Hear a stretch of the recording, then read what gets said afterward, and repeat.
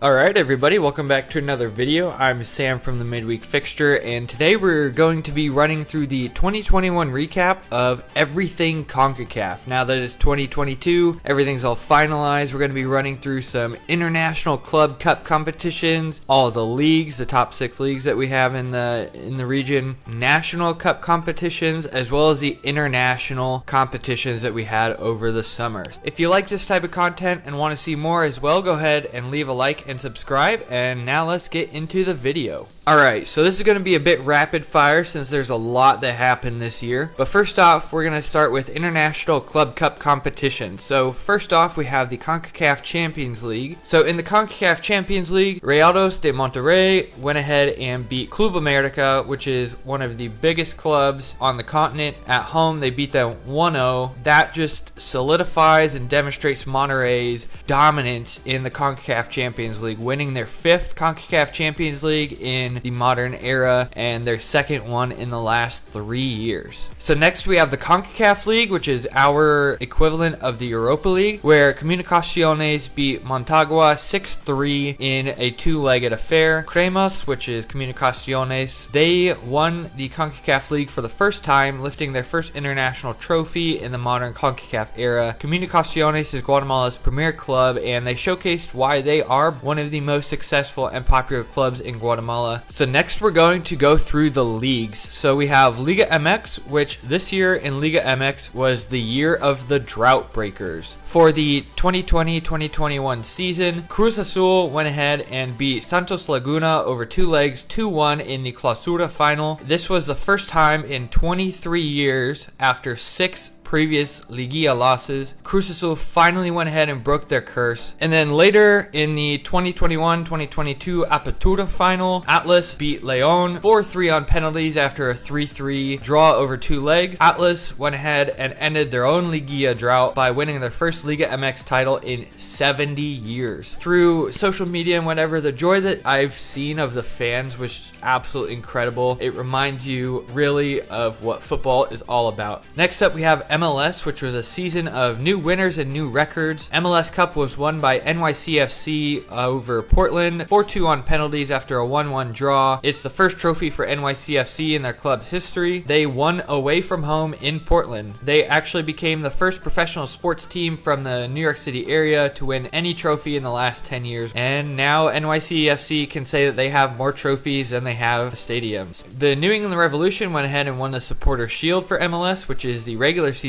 title. They won it by having a total of 73 points, which is a new MLS single season record, and they were led by MLS coaching legend Bruce Arena. And then they eventually crashed out of the playoffs to NYCFC on penalties at home. Now going north of the border, up in Canada, we have the Canadian Premier League, where Pacific FC won their first CPL title, capping off a well-played campaign, beating 2-time champions Forge FC. In Costa Rica, in the 2020-2021 Clausura, Deportivo Saprissa beat Herediano 4-2 over 2 legs. Deportivo Saprissa is one of the most well-known successful teams in Costa Rica. Even after finishing 4th and making their way into the torneo only on goal difference, they found a way to win another league title. And then going into the 2021-2022 Apertura, Deportivo Saprissa lost to Herediano 2-4 in 2 legs. So Herediano got their revenge, and Herediano went on to win that 4-2 over 2 legs. Alright, off to Honduras in the Honduras Liga Nacional. In the 2020-2021 Clausura final, Olimpia beat Montagua on away goals 2-2 over 2 legs. Olimpia continue to reign supreme in Honduras after their tight 2-legged fixture here in the Clausura final. They also went on to win the 2021-22 Apertura final 3-0 over Real España over 2 legs. They just absolutely continue to dominate Honduras, going on to win their 4th league title in the last 5.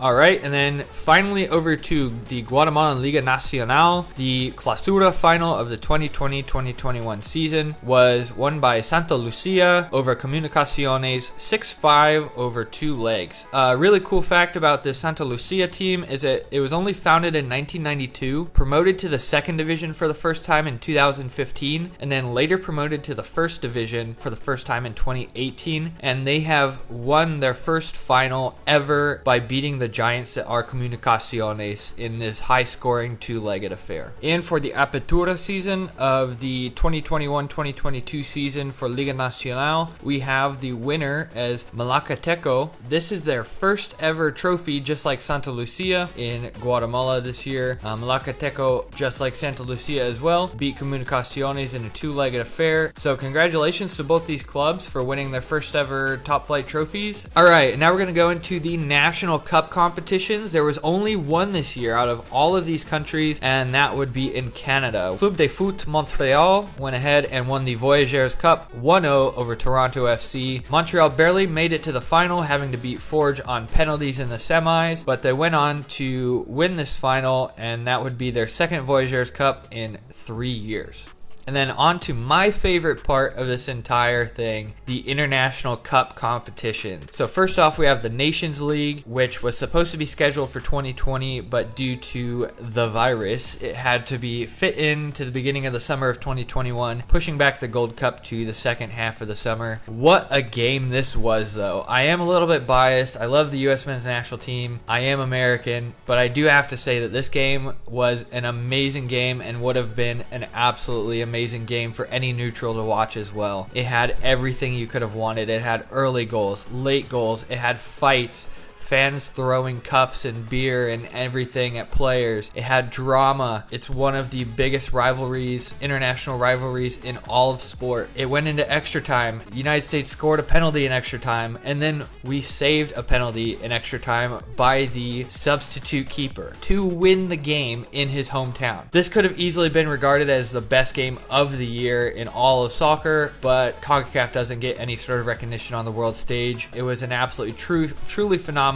game. The U.S. won 3-2 against Mexico in extra time, and the U.S. won their first trophy of the summer. And then going on next, in the second half of the summer, we have the Gold Cup. So the Gold Cup is our official continental competition, kind of like the Euro or the Copa America. This was pushed back to the later summer to accommodate the Nations League, and due to that, the United States could not call up a lot of their European stars and took a weak squad of mainly young players, MLS players, or young MLS players to this tournament. Mexico went ahead and brought their full squad because they wanted to win a trophy after being embarrassed in the Nations League. Somehow the stars aligned. We had another USA versus Mexico final, and this one surely wasn't as good of a game as the last one, but another late goal by Miles Robinson off of a set piece led the US to beat Mexico for the second time in the summer and cap off the continental double. Alright everybody, if you like that quick recap, I know I went quick on it, but I'm trying to keep people's attention as well as run through all the information with as much as I can in as short as time as possible. If you enjoyed that format and enjoyed the video, go ahead and leave a like and subscribe for more content. I will have more videos out every week.